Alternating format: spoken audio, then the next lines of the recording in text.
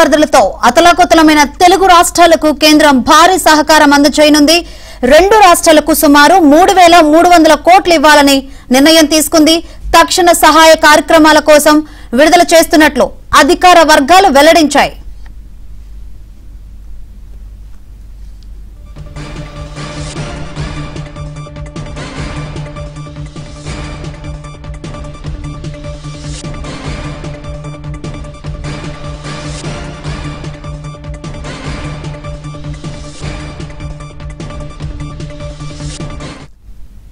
భారీ వరదలతో అతలాకుతలమైన తెలుగు రాష్ట్రాలకు కేంద్రం భారీ సహకారం అందజేయనుంది. 2 రాష్ట్రాలకు సుమారు 3,300 కోట్లు ఇవ్వాలని నిర్ణయం తీసుకుంది. తక్షణ సహాయ కార్యక్రమాల కోసం విడుదల చేస్తున్నట్లు అధికార వర్గాలు వెల్లడించాయి. ఇదే విషయం గురించి మరింత సమాచారాన్ని మా ఢిల్లీ బ్యూరో చీఫ్ కృష్ణ అడిగి తెలుసుకుందాం. కృష్ణ, వరదలతో నష్టపోయిన తెలుగు రాష్ట్రాలకు కేంద్రం సహాయం ప్రకటించినట్టు తెలుస్తోంది. ఏంటి దీనికి సంబంధించి అప్డేట్స్? శంకరి, తెలుగు రాష్ట్రాలకు కేంద్రం సహకారం అందించింది. వరదలతో నష్టపోయినటువంటి 2 రాష్ట్రాలకు కూడా సుమారు 3,300 కోట్లు ప్రకటించింది. కాసేపట్లో దీనికి సంబంధించినటువంటి అధికారిక ప్రకటన కూడా రాబోతుంది. తక్షణ సహాయ కార్యక్రమాల కోసం ఈ మొత్తం నిధులను విడుదల చేస్తున్నట్లుగా అధికారిక వర్గాలు కొద్దిసేపు క్రితం వెల్లడించాయి. అయితే నిన్న ఈ రోజు కేంద్ర బృందాలు ఇటు తెలంగాణ, ఏపీలో కూడా పర్యటించాయి. నిన్న కేంద్ర వ్యవసాయ శాఖ మంత్రి శివరాజ్ సింగ్ చౌహాన్ కూడా ఏపీలో పర్యటించారు. ఈ రోజు తెలంగాణలో కూడా పర్యటించారు. ఈ 2 బృందాలు పర్యటించిన తర్వాత, కేంద్ర బృందాలు పర్యటించిన తర్వాత ఈ 2 రాష్ట్రాల్లో ఒక ప్రాథమిక నివేదికను కేంద్రానికి పంపడం జరిగింది. ప్రస్తుతం ప్రధాని మోదీ విదేశీ పర్యటనలో ఉన్నప్పటికీ కూడా ఇప్పుడు తెలుగు రాష్ట్రాలకు సంబంధించినటువంటి ముఖ్యమంత్రుల అభ్యర్థన మేరకు వెంటనే ఆయా శాఖలకు సంబంధించినటువంటి అధికారులు స్పందించి 2 రాష్ట్రాలకు 3,300 కోట్ల రూపాయలను ప్రకటించారు. మరి కొద్దిసేపట్లో దీనికి సంబంధించినటువంటి అధికార ప్రకటన రాబోతుంది. ఈ మొత్తాన్ని కూడా ఈ రోజే విడుదల చేసే అవకాశం ఉంది. అంతేకాకుండా తెలంగాణ వరద ప్రభావిత ప్రాంతాలను ఈ రోజు కేంద్ర శివరాజ్ సింగ్ చౌహాన్ పరిశీలించారు. సామాన్య ప్రజలు, రైతులతో సమావేశం కూడా వారి సమస్యలను కూడా అడిగి తెలుసుకున్నారు. రైతులు తమ పంటలను కోల్పోయారు, కానీ ప్రాణాలు పోగొట్టుకోవద్దని కూడా మంత్రి వారిని కోరటం జరిగింది. మరోపక్క జగన్మోహన్ రెడ్డి ప్రభుత్వం ఎన్నో తప్పులు చేసింది. పాత ప్రభుత్వం అక్రమ మైనింగ్ కారణంగా కాలువలు తెగిపోయాయి. జగన్మోహన్ ప్రభుత్వం పంటల బీమా పథకం కూడా దానికి సంబంధించినటువంటి ప్రీమియం కూడా డిపాజిట్ చేయలేదు.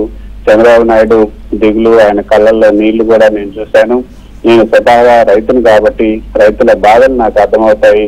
ప్రధాని మోదీ సున్నిత మనస్కుడు, ప్రజల సంక్షోభం నుంచి బయటకు తీసుకొస్తారంటూ శివరాజ్ సింగ్ చౌహాన్ ఒక ప్రకటన కూడా చేయడం జరిగింది. మరోపక్క కేంద్ర హోంశాఖ కూడా దీనికి సంబంధించినటువంటి ఒక ప్రకటన విడుదల చేసింది.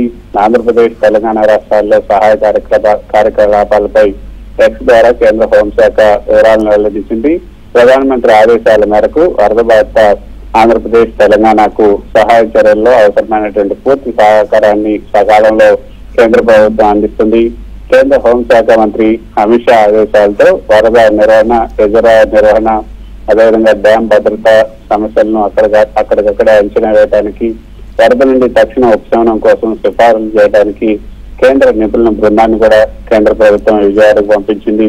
వరదల వల్ల సంభవించినటువంటి నష్టాన్ని అక్కడికక్కడ అంచనా వేయడానికి ఆంధ్రప్రదేశ్, తెలంగాణలోని ప్రభావిత ప్రాంతాలను సందర్శించడానికి హోంశాఖ ఆధ్వర్యంలోని ఇంటర్ మినిస్ట్రియల్ సెంట్రల్ టీమ్ IMCTని కూడా ఏర్పాటు చేసింది.